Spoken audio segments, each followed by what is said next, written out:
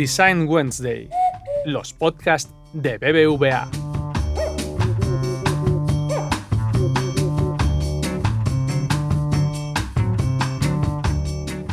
Roland Barthes decía que el relato está presente en todo tiempo y lugar, en todas las sociedades y culturas. Y es que si lo piensas, el relato está implícito en todo lo que hacemos. En el diseño de producto, cada vez que alguien hace uso de aquello que diseñamos, también está leyendo una historia, esa historia que hemos decidido contarle. Necesitamos un hilo conductor. El contenido determina qué vamos a contar en cada paso de principio a fin. Sin contenido no hay historia y tampoco hay experiencia.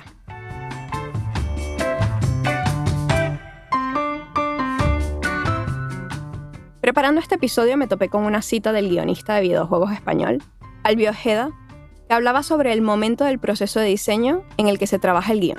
Y dice: lo comparo con el desastre que sería para una película si la primera vez que una productora habla con un guionista y le dice: mira, hemos rodado 2 escenas de persecución, varias explosiones y hemos terminado 2 tiroteos. Pero ahora vamos a empezar a rodar las escenas de cafetería y una de oficina. Escribe una historia de Oscar con todo este material. Porque si esto nos parece un sinsentido, no nos lo parece cuando diseñamos un producto. Hoy hablamos de contenido.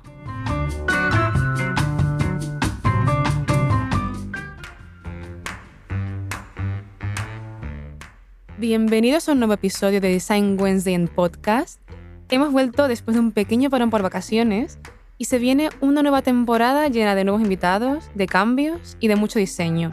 Como ya sabréis, yo soy María y hoy estoy con Steph para profundizar sobre el diseño de contenidos. Sabemos que es un tema del que se ha hablado ya mucho y se ha puesto muy de moda en los últimos años, pero queremos retarlo un poco e ir más allá.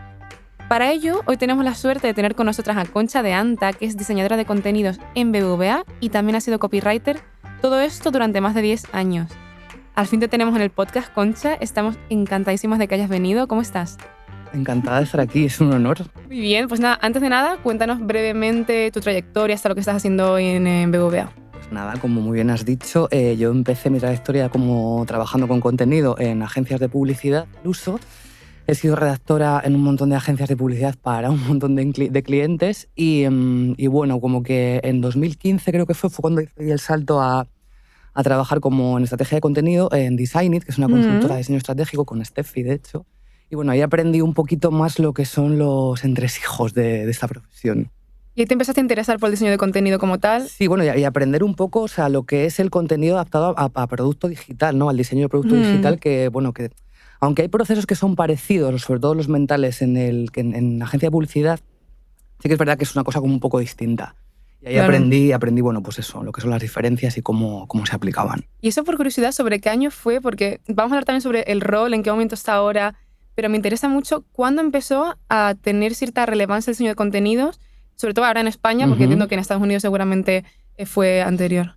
Bueno, yo relevancia no sabría decirte, pero sí que te puedo decir cuando escuché yo por primera vez en mi vida estrategia de contenido o content strategist, que fue en Designit. O sea, fue, sí, yo no sabía, no entendía. ¿Veis que yo cuando llegué a Designit además tampoco me costó como un tiempo entender a qué se dedicaba esa empresa? Porque claro, es como, madre mía, había como unos mails como muy ilustrados de gente muy lista y muy inteligente y yo, o sea, os lo juro que me costó entender que era el diseño estratégico, o sea, porque yo vengo de Publi, entonces es como una cosa muy distinta, porque al final el contenido que hacemos en Publi el objetivo básicamente es cómprame, bébeme, consúmeme, y esto es otra cosa completamente distinta. Entonces, bueno, tienes que entender muy bien de qué va y sobre todo ya no el diseño de productos, sino tu propio perfil, porque cuando yo llegué allí tampoco había nadie, me pasó un poco como en el banco, ¿no? Que tienes un perfil que, vale, soy esto, no sé muy bien qué se hace, y más o menos, según va pasando el tiempo, te lo tienes como que inventar tú. O sea, primero es a lo que se espera de ti y luego lo que tú estás viendo que podrías hacer, ¿no?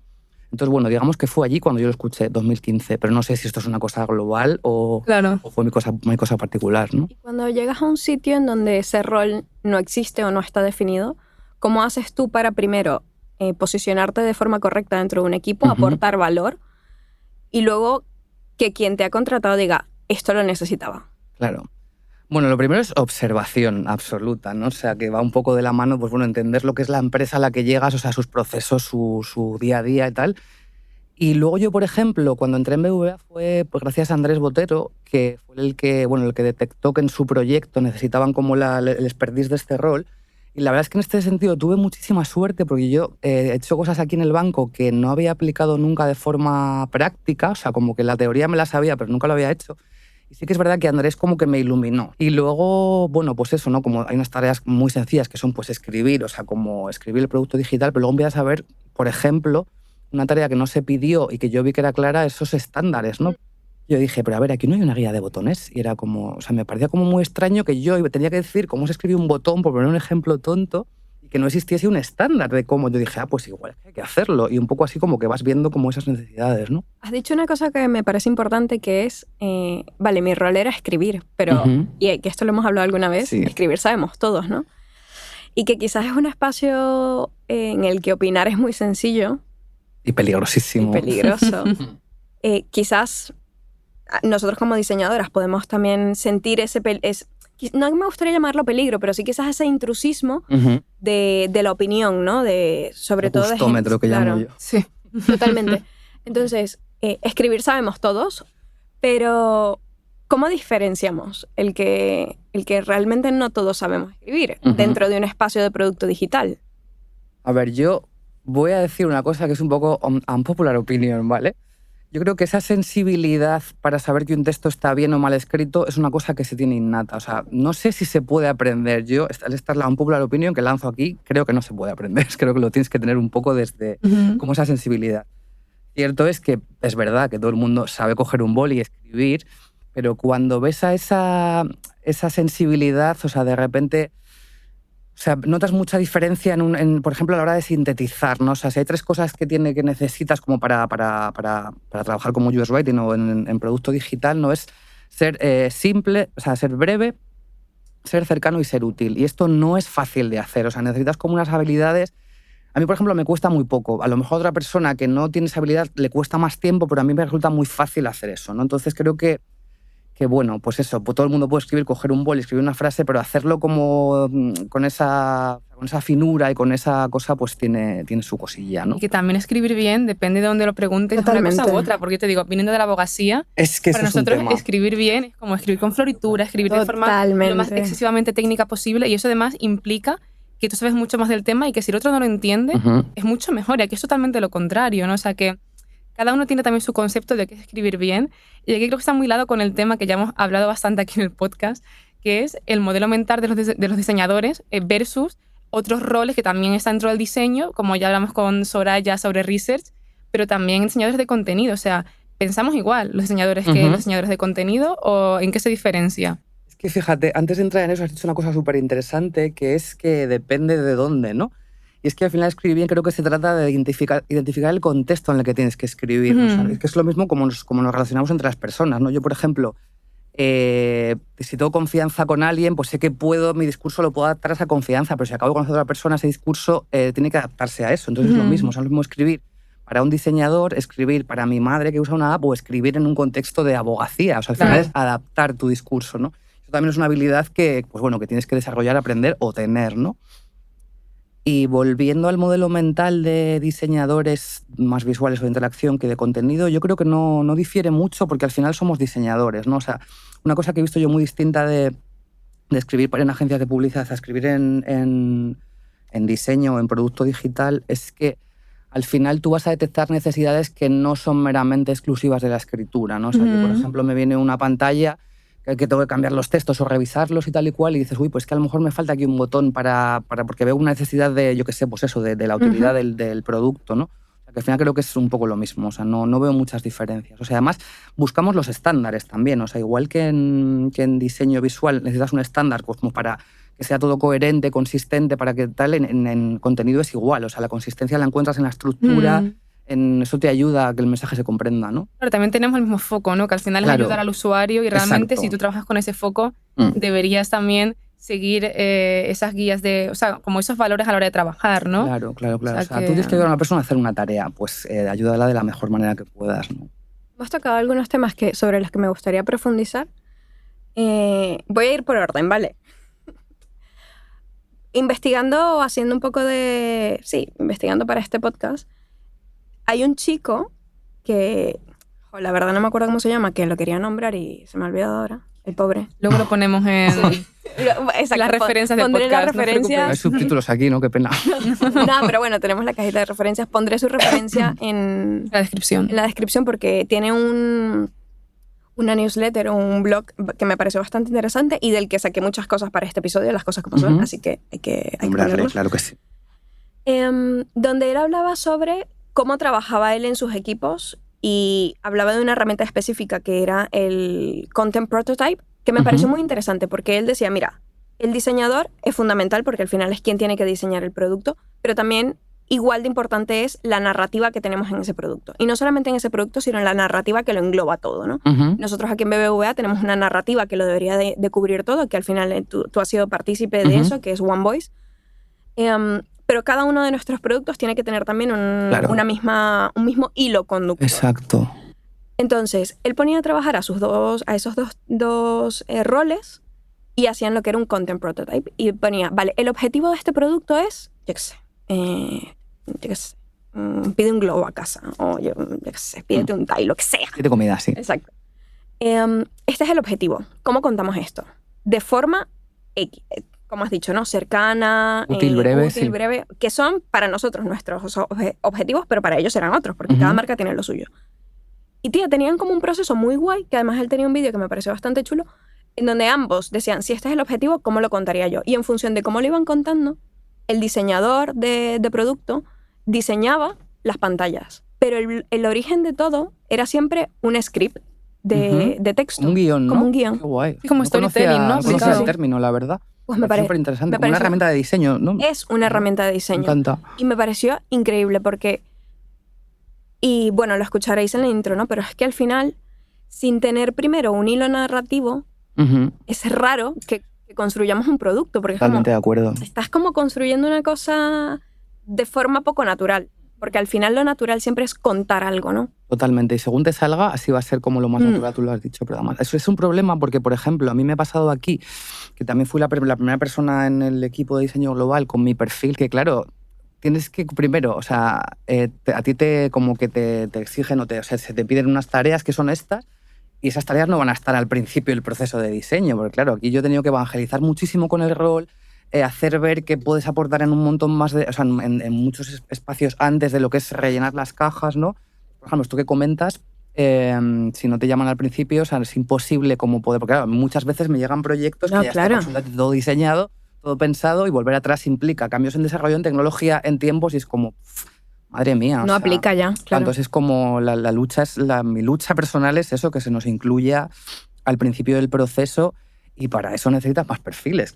¿Crees que eso surge precisamente de que se minusvalora el trabajo de los diseñadores de contenido? Porque yo estaba leyendo Claro. para el guión una serie de testimonios de diseñadores de contenido en Estados Unidos Ujú. que contaban que no estaban muy contentos con el rol que habían tenido en la empresa en la que estaban porque les metían, o sea, al final trabajando de forma transversal, les metían hasta 2, 3 y 4 proyectos al mismo tiempo y eso Claro. hacía que no tuviesen contexto suficiente, Claro. no pudiesen ir a las reuniones, luego no rendían lo que se merecía al final para poder aportar a los proyectos lo que ellos podían hacer y también tenían menos exposición al equipo. Entonces como que daba la sensación de que trabajaban menos y que al final el trabajo que hacían no tenía tanta Impacto. calidad como podía tenerla Tanto también, impacto ¿no? quizás Justo. también, ¿no? Y claro, yo te quería preguntar, para que la gente se haga una idea, ¿cuánto puedes tardar tú realmente en hacer, por ejemplo, pues eso, en la narrativa de una pantalla o en que sea algo a posteriori, que no debería ser así, pero que entiendo que muchas veces al final se trabaja así, de trabajar una pantalla entera? O sea, que bueno, depende de la densidad de la pantalla, de la finalidad Claro. y tal, pero que no es una cosa que tú te sientes y en un cuarto de hora lo revises como quien revisa No, un no, texto claro. y dices, ya está, ¿no? A ver, aquí hay una cosa de que, claro, que la gente que no conoce tu perfil es imposible que te incluya para cosas que no saben que tú puedes hacer. O sea, es como si un fontanero va a tu casa y te dice, bueno, ¿qué hago? Y tú le dices, yo qué sé, tú sabrás que el fontanero eres tú. Pues es un poco, aquí hay un poco de nuestra parte de decir, oye, que te puedo aportar aquí con esto y con esto y con esto, ¿no? Que es una cosa que bueno, que mi idea es como estoy trabajando en ello ahora, de hecho, que es como hacer ese framework que yo entiendo de dónde puede aportar un diseñador de contenido al principio, qué puede aportar si se le incluye al final y qué puede aportar, o sea, perdón, en la mitad, y qué puede aportar si se le incluye al final, ¿no? Pero claro, porque si te llegas al final, de repente ves decisiones que se han tomado con las que tú no estás de acuerdo, pero a lo mejor no te da tiempo, porque yo digo, es que esto a lo mejor habría que... Es que al final un diseñador de contenido no se trata solamente de escribir los textos, sino de ordenar información. Totalmente. O sea, eso no significa justamente o solamente escribir, no es como, oye, esto tiene que ir al principio por esto debería ir al final por esto es la mitad por esto otro. Y esas decisiones al final no, se las tienen pues negocio, en nuestro caso, con diseñadores o con el PO o con el PM de turno.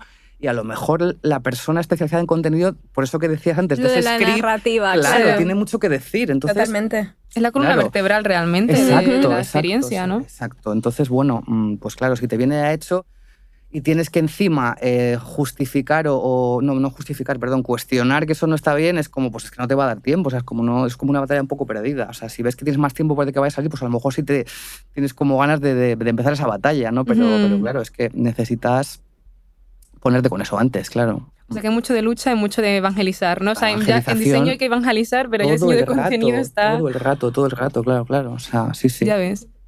Y ahí te quería preguntar también, que estás hablando de que tú misma como empezaste a trabajar en esto sin saber muy bien de qué trataba el rol, que te lo construiste un poco a tu manera. ¿Tuviste referentes en ese momento? O sea, de diseño de contenidos, quiero decir. Sí, bueno, sí que había mucho contenido subido en internet, por supuesto, y en inglés. La verdad es que bastante. Falta todavía en castellano. Empieza a haber cosas, pero no de calidad. Tampoco he encontrado muchas, la verdad. Pero bueno, sí, o sea, en inglés tienes un montón. Pero al final yo creo que también fue mucho de la empresa concreta en la que estaba. Yo empezaba viendo que necesidad de cosas y digo, bueno, pues esto hay que hacerlo. No sé si se ha hecho, no sé si se hace así, no sé si esto es un estándar, pero yo creo que aquí se necesita, ¿no?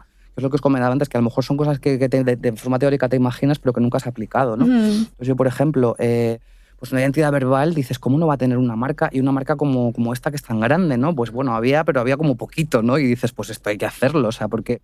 O sea, si yo empecé a trabajar en un proyecto que era chiquitito, que era para 3 meses, yo vi, ostras, pues aquí faltan estándares que probablemente se puedan utilizar para otro proyecto, pues vamos a hacerlo. O sea, como que empezamos a encajar piezas de un puzzle chiquititas y luego te dabas cuenta de que era un paraguas muy grande, que esas piezas se podían usar en otros sitios. Entonces dices, ostras, pues hay que hacerlo, ¿no? Que en realidad quizás esa identidad verbal estaba siempre muy asociada al marketing, ¿no? A campañas de publicidad, al cómo nos dirigimos según qué ámbitos, pero que no estaban definidos dentro del marco digital, que también es igual de importante. Exacto. Y que aquí justo...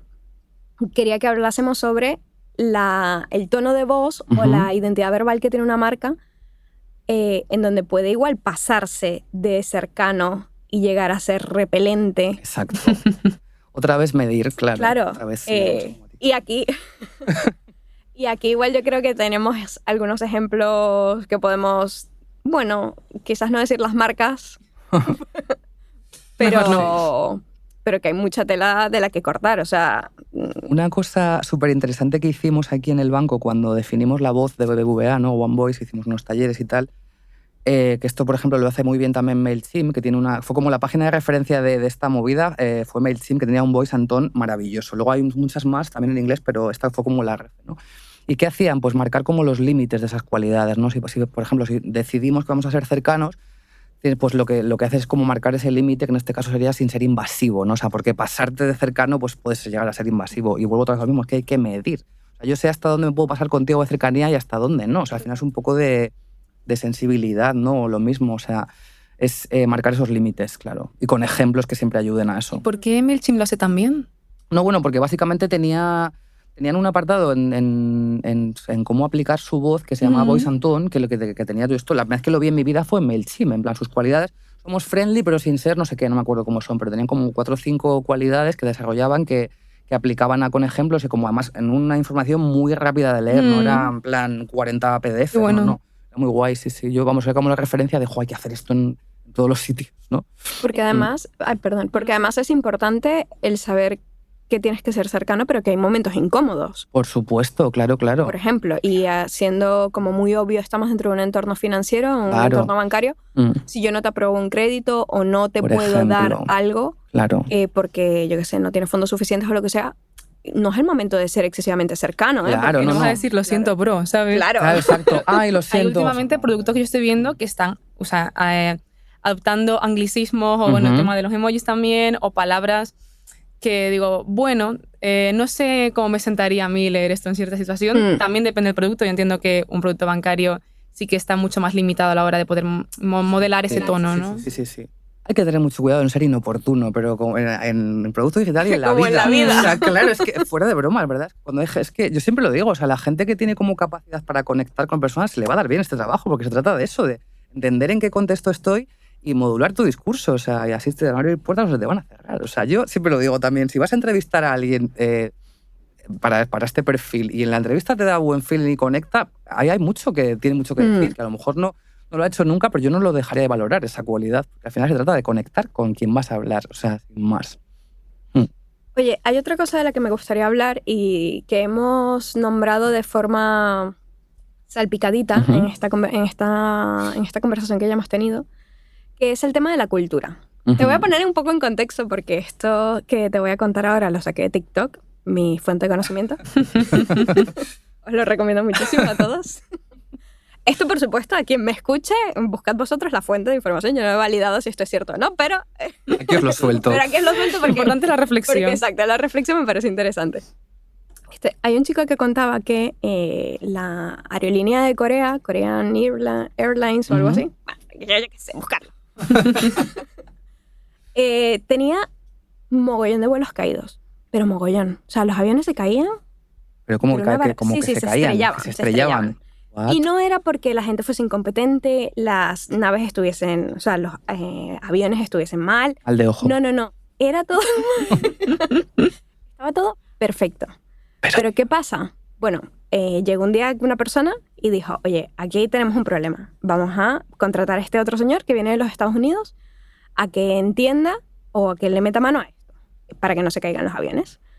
Vale, pues resulta que uno de los problemas que detectó es que los coreanos a la hora de hablar Verás. tienen, pues, excesivas florituras, quizás, a la hora de decirte, de darte un mensaje. Porque se enrollaban mucho, a lo mejor. No, y que no eran excesivamente directos. Es decir, o sea, para yo decirte, Concha, el avión se está cayendo, te decía, el suelo está como más cerca de lo que debería estar, Ay, por ¿no? favor.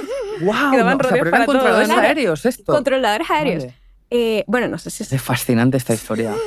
Entonces, el tío lo que dijo es, pues ya no vamos a hablar en coreano, nos dirigimos siempre en inglés. ¿Por qué? Porque el inglés tiene lo que tiene, que es muy directo, muy conciso, claro. y tal. Y entonces este chico contaba esta historia y hablaba sobre lo importante que es la cultura, ¿no? Y la cultura a la hora de relacionarnos y de hablarnos, y cómo eso lo modula todo. O sea, al final lo determina todo. Y nosotros, ¿y por qué te traigo esta historia de TikTok maravillosa? Porque nosotros estamos dentro de un entorno global y lo hablamos hace un momento. Culturalmente no es lo mismo para nosotros lo que es ser cercano o lo que es ser directo de lo que puede ser para un mexicano, para un argentino, para un venezolano o para un colombiano, efectivamente. La cercanía, la distancia, el sentirte también apreciado por una empresa, que también es una de las cosas que muchas veces queremos para poder crear engage, pues es distinta. Totalmente. Entonces, ¿cómo la manejas? Porque es una cosa muy compleja. Yo creo que, bueno, tú misma lo has dicho, al final, cuando tú defines unas cualidades para una marca global, que se materializan un montón de geografías, al final, pues sí, o sea, aquí el ejercicio y donde tienes que tener cuidado es como en definir muy bien esa cualidad, en plan, oye, somos cercanos, ¿qué significa? Pues significa esto, esto y esto y esto. Entonces, ahí ya un diseñador de contenido de su área dice, vale, pues es ser esto, entiendo mi cultura y esto lo sé aplicar a mi cultura. O sea, al final yo no escribo, por ejemplo, o sea, no bajamos textos a lo que sería un área concreta, sino simplemente le decimos, oye, hay que ser cercano. Lo que tú ya entiendo, que se entienda allí por cercano, solo lo sabes tú mejor que yo, ¿no? Ahí claro, no, tú no entras, claro, pero otra vez de elegir a un buen perfil y que tenga esa sensibilidad, ¿no? De saber qué es cercano y qué no, claro. Sí, bueno, si sabes escribir lo vas a saber hacer perfectamente. Es eso, pero justo es eso, que es muy interesante. Porque es lo mismo, o sea, y tú no vas a dar un mismo mensaje. O sea, ya no es tanto... Porque yo oigo a veces a diseñadores de contenido que dicen, no, hay que conseguir que el usuario se sienta así. Y yo creo que eso no es más adaptarte a lo que el usuario está sintiendo. Me parece muy ambicioso querer cambiar cómo se siente una persona, sino adáptate a lo que está sintiendo. O sea, si esa persona se le ha bloqueado su tarjeta y la necesita, pues te tiene prisa, pues adáptate a eso, dale información rápida y no le marees, ¿no? Pero no es tanto querer cambiarlo, pero al final es eso, adaptarte al contexto, al área, o sea, a los contextos. Y estos contextos pueden ser geografías, pueden ser estados de ánimo, pueden ser muchas cosas, ¿no? Y eso tiene que ver mucho con cómo nos relacionamos con la tecnología, ¿no? Porque al final el copy del producto es como el interlocutor que tiene el usuario cuando está como relacionándose con ese producto, ¿no? Y claro, tú no te relacionas con una app cómo te relacionas con una persona, ¿no? Y esto me lleva a un tema que quería Muy sacar interesante también. que hay unos conceptos de los que se escucha mucho hablar últimamente, que es diseño conversacional y los modelos de relación con los usuarios. Seguro que muchos de nuestros oyentes también lo han escuchado muchísimo. Sin embargo, tengo la sensación de que poca gente sabe realmente qué significa. Y a mí también me ha pasado de estar pensando, creo que depende de con la persona que hable, lo entiendo de una manera distinta, ¿no?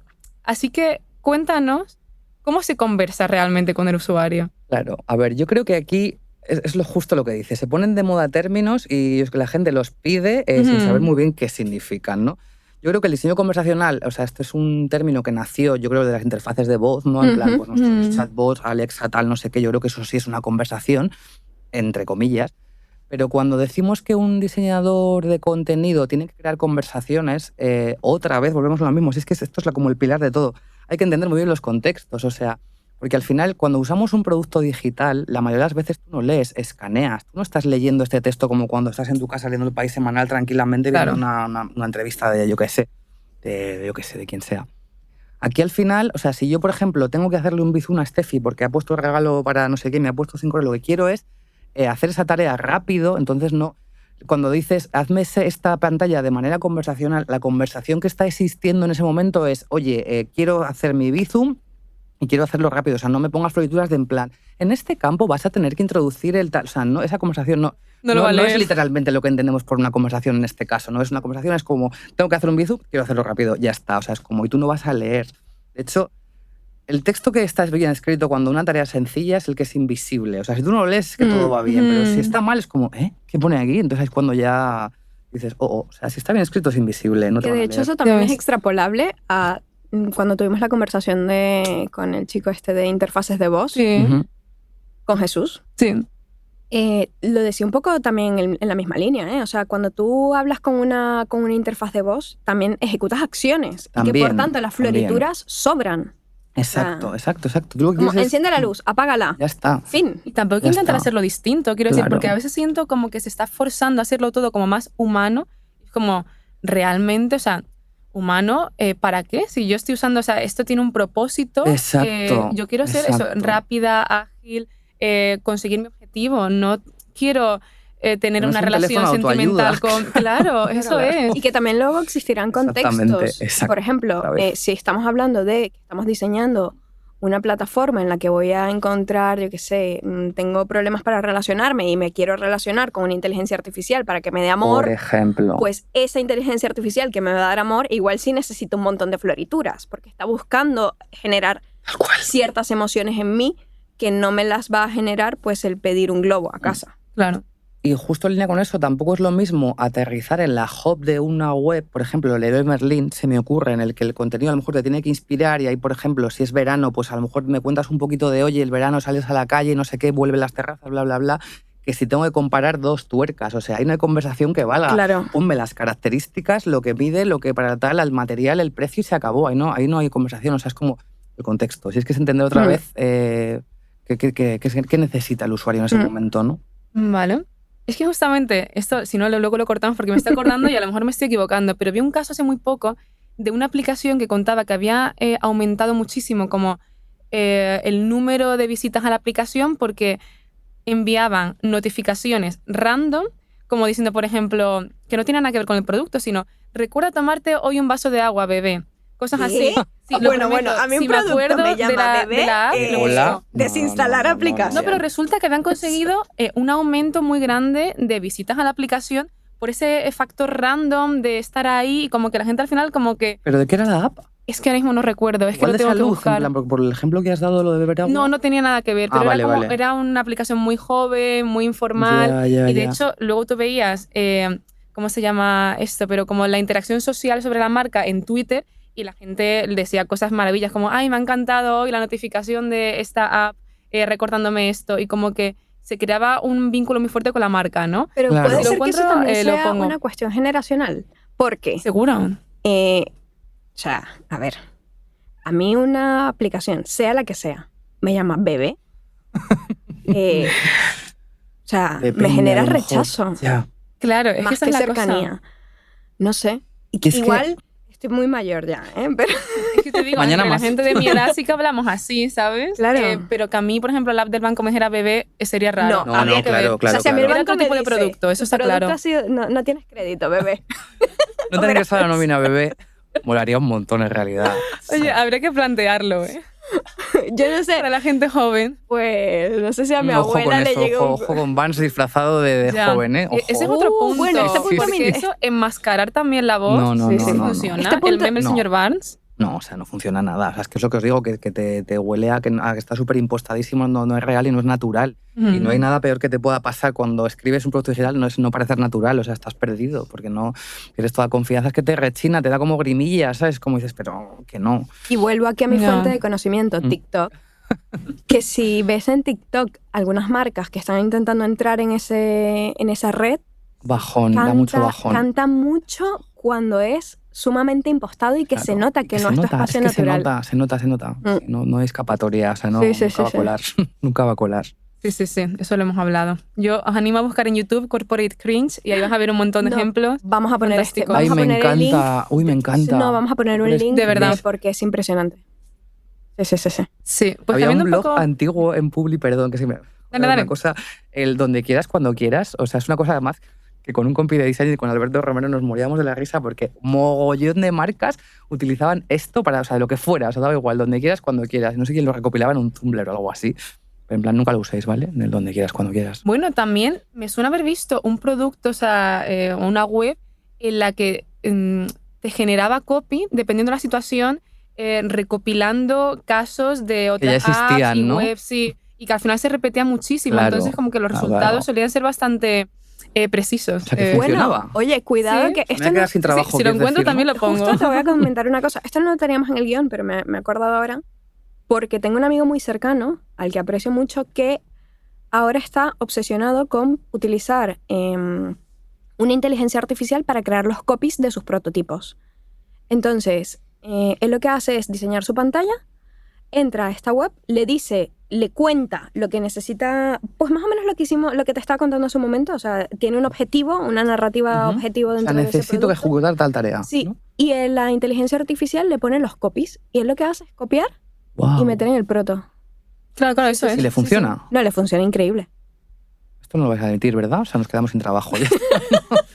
No, es broma, no, pero me interesaría verlo, la verdad, porque yo- Pues, lo que he visto de estas cosas hay que meterle mano siempre, o sea, queda como muy... No lo Pero sé, depende Pero de falta qué el tal- Ya, matiz. justo. depende primero, casi siempre está mucho más refinado en inglés que en castellano, eso bueno, es una claro. realidad. Él lo Eso utiliza en seguro, inglés. claro. Y además, depende de las inteligencias que uses, hay unas que están mucho más alimentadas Ujú. que otras. Entonces yo creo que la que él utiliza, bueno, creo no estoy segura, que la que él utiliza está bastante alimentada. Y le da funciona. una finura en cuanto a narrativa Interesante. muy interesante. Es en sí. inglés, dices. Sí, es en Claro, inglés. Es que en inglés seguramente sea más sencillo porque el castellano tiene muchos verbos muy complicados, o sea, es como que es complicado. No lo sé, a lo mejor yo creo que en un futuro sucede, pero... Es que, claro, estaba pensando justamente que sería muy interesante poder meterlo por contexto en el que vas a escribir, o sea, lo que viene siendo, ¿eso sería el tono o no? O sea, el contexto para el que vas a escribir. Bueno, sí y no. O sea, hay como una cosa es el tono. O sea, el tono sí, es como pues lo que hablamos antes, aplicar esa cualidad a un contexto u otro, pero no sé Ujú. si es fácil hacerlo con una inteligencia artificial. Me resulta O sea, a complicado. lo mejor si clasificas, no sé cuántos tonos puede haber, pero si tú los listas, por ejemplo, gente que hay 4 o 5 tonos distintos, Ujú. y ahí puedes Hombre. ya almacenar la cantidad de variables que hay. Y también estaría muy guay que pudiera diferenciarse por tipo de voz, ¿no? Eso que decías de mayor cercanía, menor Sí. cercanía. A ver, yo sí que creo que hay 3 tonos como súper globales, que luego, por supuesto, tienen sus matices, pero creo que se pueden englobar perfectamente en positivo, neutro y negativo. Ujú. Dentro de eso ya creo que puedes acertar más o menos. O sea, yo que sé, el positivo es el que entendemos como más inspiracional, de doy a conocer un producto nuevo, pues eso, es como te doy buenas noticias. El neutro es el de ejecutar transferencia realizada, Claro. ya está, chao. Y el negativo, pues eso, te doy como malas noticias, oye, no te puedo dar esto ahora, o perdona, el sistema se ha caído, que ahí es como... Y dentro de esos 3 creo que sí que hay cualidades que más o menos sabes cuáles son, ¿no? O sea, pero sí, a lo mejor se puede, no lo sé. Me parece interesante. Lo buscamos también. Oye, vamos con este tema que me gusta mucho, el de la manipulación. Venga, si yo creo que además ya nos queda poquito, o Sí, sea sí, que sí. este... A mí lo de manipular. Ese tema me encanta. A ver, eso, Los sesgos justamente. cognitivos Sí, Con las sí. palabras, mucho de manipulación. ya sabéis que se puede manipular muy fácilmente, ¿no? Y de hecho hay un patrón oscuro que se usa muchísimo, que se suele llamar confirm shaming, y que lo habéis visto todas segurísimo.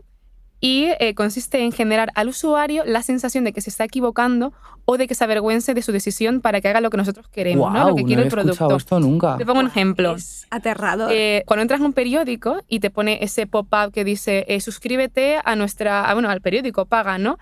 Y te pone continuar, pagar o suscribirse, lo que sea, y debajo el link para salir, y que pone copies como no gracias, prefiero no estar informado, o continuar sin apoyar al periodismo. Esos son casos reales, ¿vale? Sí, eso es impresionante, impresionante. Entonces, esto no es ético, ¿no? Porque si estamos hablando de que precisamente ese copy tiene que intentar guiar y ayudar al usuario, manipularle para que haga lo que nosotros queramos no es nada eso ético. es tremendo, eso es tremendo. ¿Tú crees Entonces, que cualquier persona que lee eso no dice ¿dónde vais? O sea, no sé, ¿no?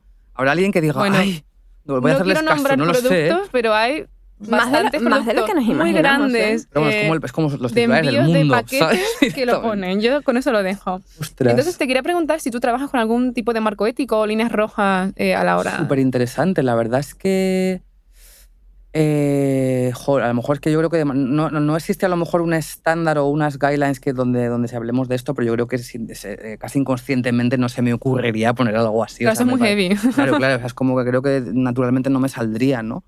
Yo qué sé, sí que pasa.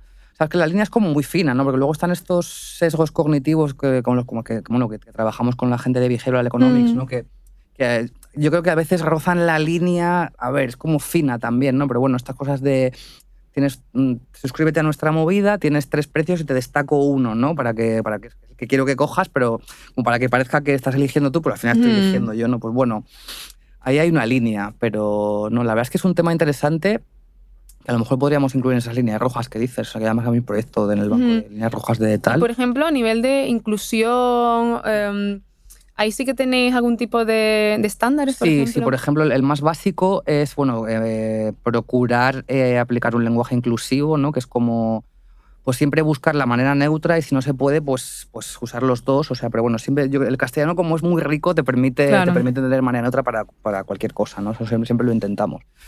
Y sí, o sea, y luego, bueno, también como ser accesible en el sentido de, o sea, inclusivo no solamente en géneros, ¿no? Sino en accesible pues para un montón de personas con capacidades cognitivas limitadas o lo que sea, ¿no? Hay que tenerlo en cuenta también, sí. Y a nivel de sector, ¿eso se está trabajando bastante? O sea, ¿ves movimiento hacia un lenguaje que sea eso, un poquito más inclusivo o también teniendo cuidado con ciertas formas de expresarse que puedan ser eso, ofensivas o aunque no sean ofensivas? Yo creo que hay mucho por hacer normalizado todavía. O sea, el masculino genérico se sigue usando sin medida. O sea, es una cosa que a mí me da rabia porque con un pequeño esfuerzo lo puedes cambiar, ¿no? O sea, son cosas que no te cuesta mucho hacer, no requiere mucha movida, ¿no? Creo que todavía está ahí la cosa. No retengo en la mente ahora mismo marcas y tal, pero yo diría que el masculino genérico todavía se usa muchísimo todo el rato, sí. Sí. Por poner un ejemplo así pequeño. Sé que es una típica pregunta que se hace siempre a todos los diseñadores de contenido, pero es que yo no puedo parar de ver, no puedo parar de preguntármelo. La cuestión es que depende de dónde mires, hay UX writers, diseñadores de contenido, content strategists, diseñadores de narrativa. Entonces, yo te quería preguntar, desde tu punto de vista, que llevas aquí ya un montón de años trabajando en esto, quiero decir, ¿se ha llegado ya a un consenso para definir este rol? ¿Consenso o campanas? ¿Sí? Fumeta blanca, Sí, ¿cómo fumeta blanca, por favor. efectivamente. Sí, lo hay. Somos content designers o diseñadores de contenido. A mí me gusta más content designer, pero en inglés todo suena más cool y yo sin eso, pues no soy yo. No es broma. Sí, es verdad que ha habido, o sea, pues eso, aquí estaba el narrative UX, el UX writer, el content strategist, o sea, como que cada uno tal, y eso le hace flaco favor a la disciplina, porque al final es como, jolín, si nos cuesta definirnos, nos cuesta que entienda qué hacemos, si nos cuesta pues que se entienda qué hacemos, perdón. Si todavía no tenemos un nombre, pues todavía como que lo va a complicar más el asunto. Y aquí llegamos a un pequeño proyecto, preguntamos como a todas las áreas y cogimos, o sea, la mayoría, al final decidimos que era content design. Sí, diseño de contenido creo que es lo más preciso a la hora de definir lo que hacemos. Vale, o sea, y a nivel de tareas y funciones es lo mismo al final. Sí, existe en el sector en general, por lo que tú has podido hablar a lo mejor con personas de otras empresas o de otros lugares. Sí que todavía vas, o sea, yo por ejemplo LinkedIn, pues lo típico, ¿no? Se busca UX writer en no sé dónde o content designer en no sé cuál. Todavía hay como, yo creo que al final se hace lo mismo, pero por lo menos aquí somos content designers. Lo que pues allá no lo puedo controlar. Muy bien. Venga, dale. Vale, pues a ver, hemos pensado que realmente siempre hablamos de las diseñadoras como como ente, ¿no? Como, ay, la diseñadora Concha. Cuando en realidad Concha es un individuo completo con muchas cosas de tu vida personal que permean de forma obvia en tu Totalmente. trabajo. Porque es inevitable. Porque permean los intereses de María en su vida y porque permean los míos. Aquí os vengo con mis rollos de TikTok. Entonces, hemos cambiado estas últimas preguntas finales porque realmente queremos saber lo que queríamos saber de ti como profesional, pues ya lo hemos preguntado. Y ahora queremos saber de ti como persona. ¿Cuál fue el último libro que leíste? Pues el último libro que he leído, que estoy todavía con él, es de Lucía Littmayer, Cauterio. ¿De qué va? Es súper guay. O sea, no lo he terminado todavía, pero digamos que enfrenta a... O sea, son como... Habla de algo personal, yo creo que es un poco autobiográfico, pero intercala capítulos de lo que es su vida personal cuando vivía en Barcelona, cuando vino a Madrid y tal, de lo que le pasaba a ella por la cabeza, como es como muy de su vida interior. Y lo contrasta con una mujer del siglo, no sé qué siglo es, pero como de la antigüedad, y cómo esas dos mujeres comparten inquietudes, ansiedades y miedos, estando tan separadas en el tiempo, ¿no? Es maravilloso, la verdad. O sea, la estructura narrativa me ha parecido súper interesante y bueno, y es que ella es maravillosa, así que todo bien. Estoy Qué con guay. él. Apoyamos. Sí. Vale. Bien, sigo. ¿Qué grupo de música estás escuchando últimamente? Ese sí que es un tema que nos da para un podcast entero. Yo soy una loca, es la mayor de mis pasiones. O sea, no, ahora mismo... Pues mira, ha sido mi cumpleaños la semana pasada y me han regalado 3 discos. Es que yo qué sé, ¿Qué discos te han regalado, por ejemplo? Pues uno de Nicolas Jarre que se llama Against All Logic, que es como una recopilación de house entre 2017 y 2020. Me han regalado otro tipo ambient muy parecido a Boards of Canada, que es un grupo que insto a que la gente escuche, maravilloso, de música experimental. Y no sé, es que me encanta. O sea, me encanta la música en todos sus formatos. Qué bueno, porque esto hila muy bien con la última pregunta. Bueno, no lo sé. ¿Qué crees que estarías haciendo si no fuera diseño? Tocando, aprendiendo a pinchar, que tengo muchísimas ganas de aprender a pinchar con vinilo. Qué a mis bueno. 43 años se me ha aburrido esto, así soy yo. Y me encantaría retomar el grupo que tenemos de música, mis amigas y yo, que somos 6 chicas y se han puesto a ser madres, entonces claro, es bastante... No marida bien la maternidad con el rock. ¿Cómo os llamáis? ¿Un poco de promo? Nos llamamos Sangre, estamos en Spotify, Sangre es amor, así salimos. Y la verdad es que era el ratito de la semana más maravilloso de todos. O sea, el único espacio en el que puedes estar concentrada en eso sin mirar el teléfono, por ejemplo. O sea, no me pasa ni viendo películas, ni viendo series, ni leyendo, que no cojas el móvil un momento. O sea, ahí el tiempo se para y te metes dentro del instrumento y es una cosa maravillosa. Lo echo de menos. Dejamos el local hace ¿teníais un local? Sí, claro. O sea, íbamos hace mucho no tocamos en directo, desde 2017 creo que fue el último concierto, porque era imposible. Pero sí que seguíamos ensayando, haciendo cositas nuevas y tal, y lo hemos dejado porque últimamente solamente íbamos a pagar. Claro. Entonces no tenía ni mucho sentido porque el dinero como que no lo vamos a tirar. Y sí, de aquí hago un llamamiento a mis queridas Sangre para que volvamos a ensayar. Me encantaría, la verdad. Qué guay, Concha. Pues nada, esto era todo. Esto ha sido todo. Muchísimas gracias por acompañarnos hoy. Ha estado genial, la verdad. Me lo he pasado genial. La verdad he empezado un poco nerviosa, pero me he ido relajando al minuto 2. Pues ya está. Temprano Sí, es que eso es todavía. importante. Sí, muchísimas gracias por invitarme. Gracias a ti por estar aquí. Nos vemos el próximo mes. Eso es todo y ya nos vamos escuchando. Genial, Adiós. un besito.